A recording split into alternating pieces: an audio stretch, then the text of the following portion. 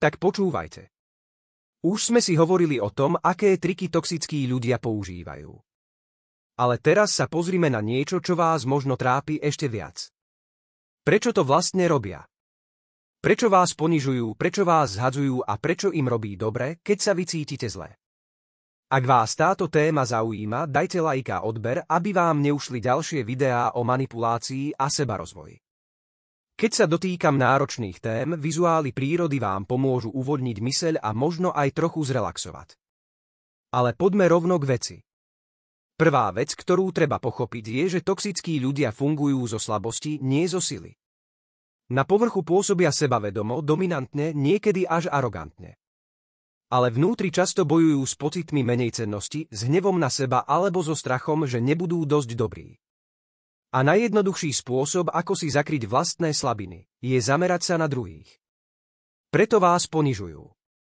Ak vás stiahnu dole, cítia sa na chvíľu lepšie.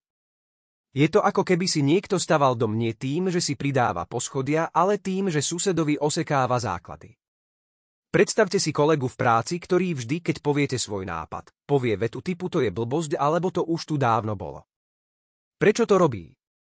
Nie preto, že by váš nápad bol zlý, ale preto, že ak by uznal, že ste prišli s niečím dobrým, vyzeral by on menej schopný.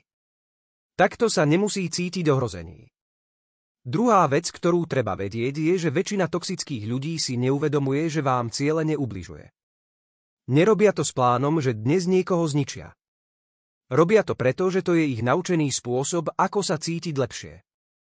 Ako si aspoň na chvíľu zvýšiť hodnotu. Často v tom nie je premyslená stratégia, ale zvyk. Ako keď niekto zlostne dvíha hlas za každým, keď sa cíti ohrozený. Je to reflex, ktorý sa naučil a ktorý mu kedysi fungoval. Samozrejme sú aj takí, ktorí manipulačné techniky používajú vedome a cielene. Ale aj tam je základ rovnaký, potrebujú sa cítiť silnejší. Napríklad v rodine to môže vyzerať takto. Niekto vám povie vetu typu nikdy nič nerobíš poriadne. V tej chvíli sa možno cíti mocnejší, pretože vy ste zaskočení, smutní alebo nahnevaní. On získa pocit kontroly, že vie ovplyvniť vaše emócie. Ale v skutočnosti je to len dôkaz, že s vlastnými emóciami nevie narábať inak, ako ich prehodiť na vás. A teraz prichádza otázka, ktorú si kladie veľa ľudí.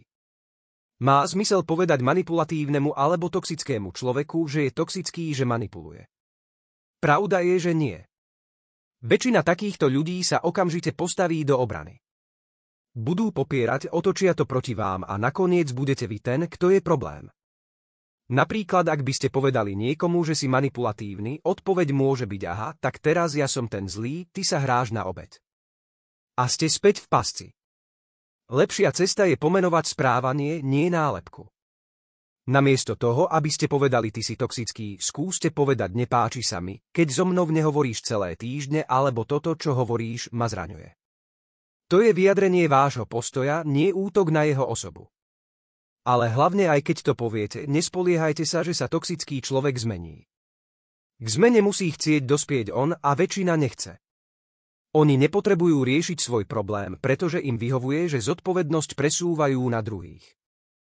Na otázku, prečo to teda robia, je odpoveď jednoduchá. Aby sa cítili silnejší.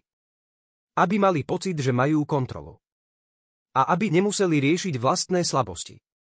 Či je to v práci, kde kolega zhadzuje vaše nápady. Alebo v rodine, kde vás príbuzný ignoruje a potom zasype výčitkami. Vždy ide o to isté stiahnuť vás dole, aby sa oni mohli cítiť hore. Pre vás z toho vyplýva jedno. Nesnažte sa ich presvedčiť, aby uznali, že sú toxickí. Nesnažte sa ich meniť. To, čo môžete meniť, je vaša reakcia. Môžete sa naučiť nebrať ich správanie osobne, nenechať sa vtiahnuť do hry a sústrediť sa na budovanie svojich hraníc a sebavedomia. A tým sa ich sila nad vami postupne vytratí. Ak sa vám toto video páčilo, nezabudnite dať like a prihláste sa na odber, aby vám neušli ďalšie témy o sebarozvoji a psychológii.